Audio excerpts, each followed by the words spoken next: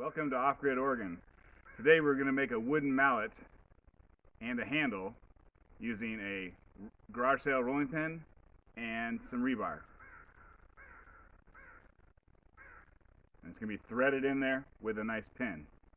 Please subscribe. Thanks. I saw in some video that thrift store rolling pins are good for making mallet heads. So let's see how we get these handles off here. That's all it is. It's a nail and a hole that doesn't go all the way through. That will work. So I'm going to bend this rebar. It's got this funky setup with a torch.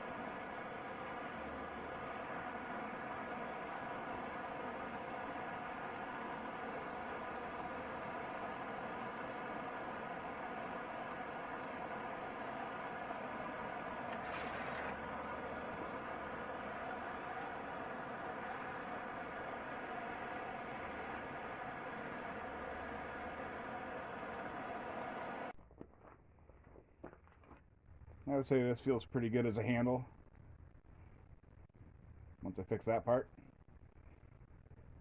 Not bad. That worked pretty good. It's going to cost us about 5 cents worth of rebar. I'm just going to cut that part off. Okay, here's what it looks like. I'm going to bend this part without using any heat. I don't think it'll be hard.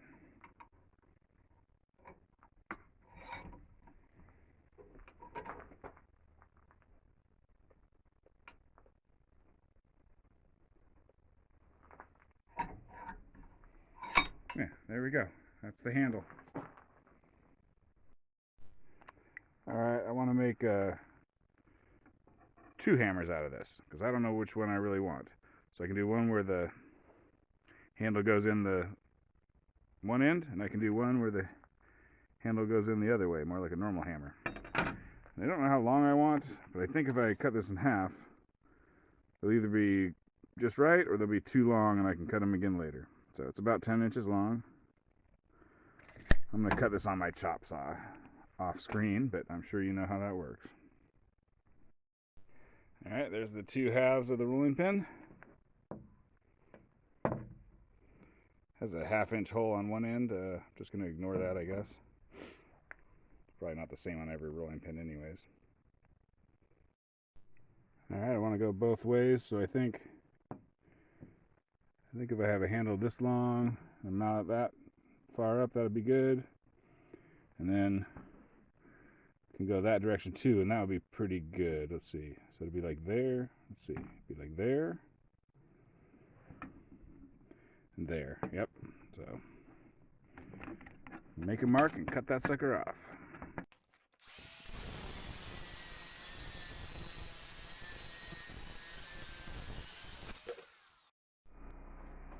I'm going to taper the tip to make things easier.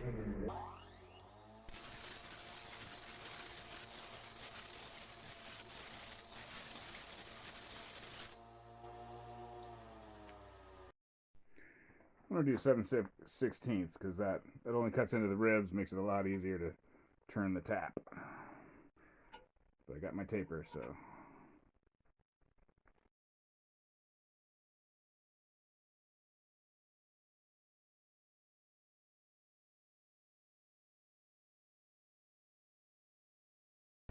I want to put the hammer handle shaft in the center of this thing. So I'm going to find that spot. And then I want to try out a trick I saw on YouTube where you know exactly where the center of this is, because it's a little hard to tell. I'm going to make myself a couple more marks here. You just need a flat piece of metal. And then what you do is you put it on there, and then you come down on it. And so we're not at the center point of this guy if this thing is not level.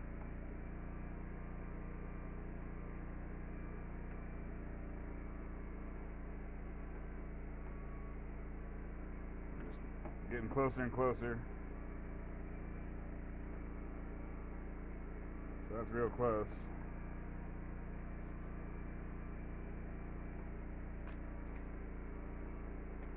Kind of just gonna eyeball it. I mean, you could put a level, you could put a literal level on there if you really wanted to go crazy.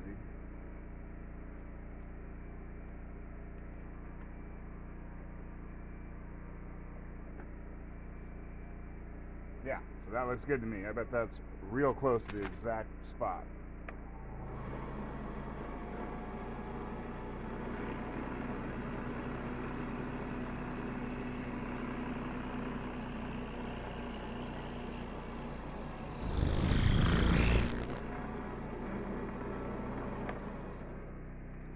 Also, I've been having issues tapping into wood, so I made sure that the grain is running this direction, not this direction. I think that allows the tap to bite into it better, or leave a cleaner hole.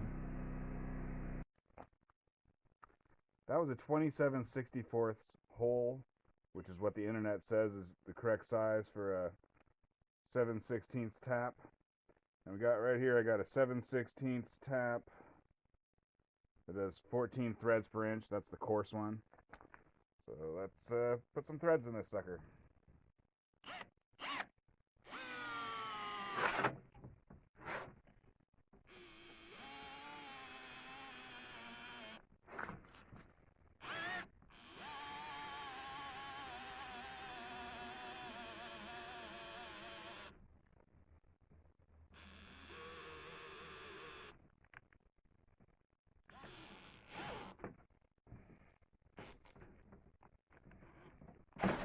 Yowzers.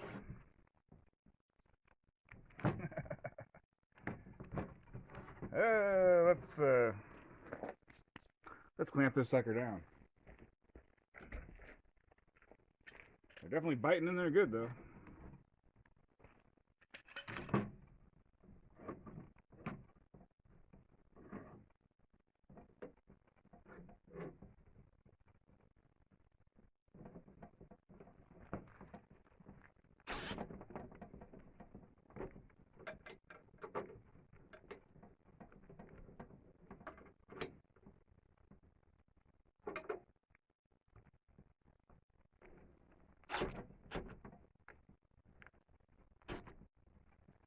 Okay. Let's try this a different way.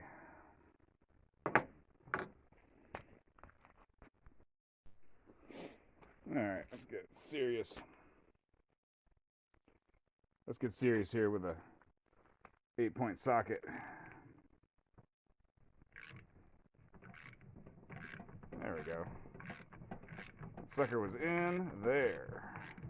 I think now the drill will work, hopefully.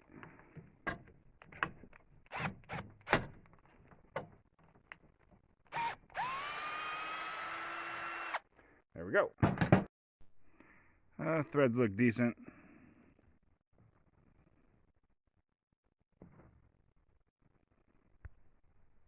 Let's thread the handle in now.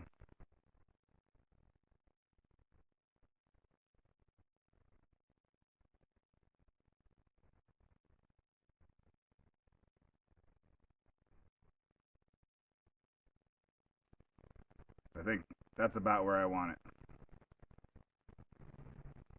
I'm going to put a pin in it so it can't unthread.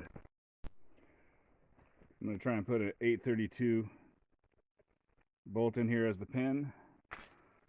So I'm going to kind of eyeball the spot that will hopefully go through the rebar.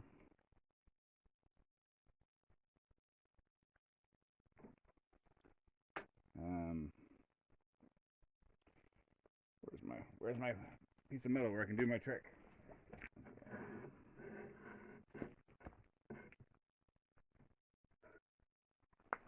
I guess you want to get it as close as you can to start. Okay, there we go. Let's see what happens. For the small drill bit, it's actually not a big deal. Probably just eyeball it. Alright, here goes. I gotta turn on a generator. Alright, so we're gonna go through the we're gonna go through the wood and the metal, hopefully, all at once.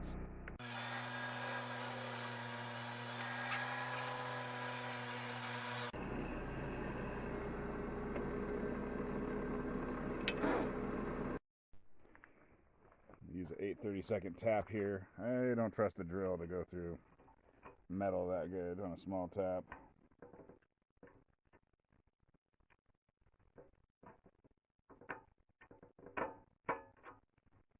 My tap holders all suck. Where the hole I drilled just barely made it right into that tip. So that's interesting. Okay, I got a hole, but I'm going to finish it off with my trusty Harbor Freight drill and tap combination thing. And there's probably about a 50% chance I'll break this sucker. See what happens.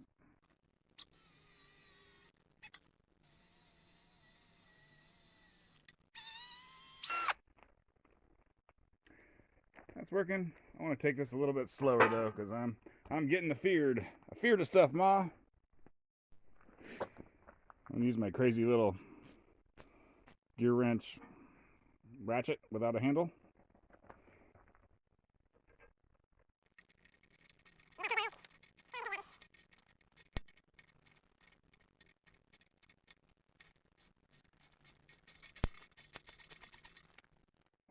It made a funny sound. I hope it's okay.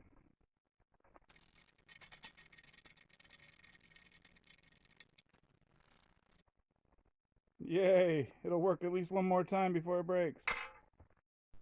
And let's check the bolt in it. Oh yeah, now we are talking. I drilled the hole all the way through so I can look through it and check for daylight and do a little bit of countersinking just to make it nicer.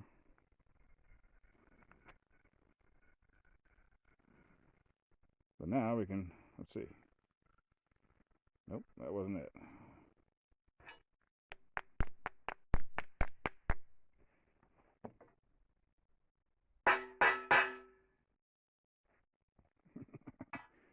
Alright, now I guess we need a screwdriver. There we go. I think it's touching the metal part now, hopefully.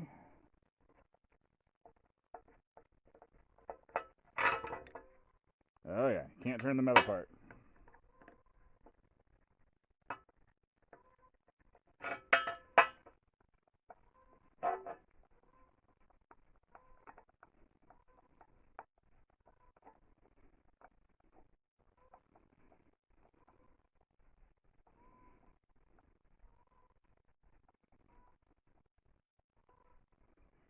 So there we go. And if you wanted to leave it like this forever, you could just grind off that metal part and grind off the head of the screw. And you'd never be able to get it out, and it would always be on there nice and strong. I mean, this thing is good to go.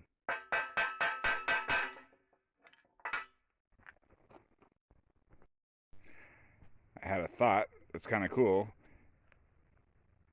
Like some leather gloves are about the right size as this, so you could just take a finger off of some gloves if you got old gloves that ain't no good anymore, and that would give you like an instant leather wrap on that sucker.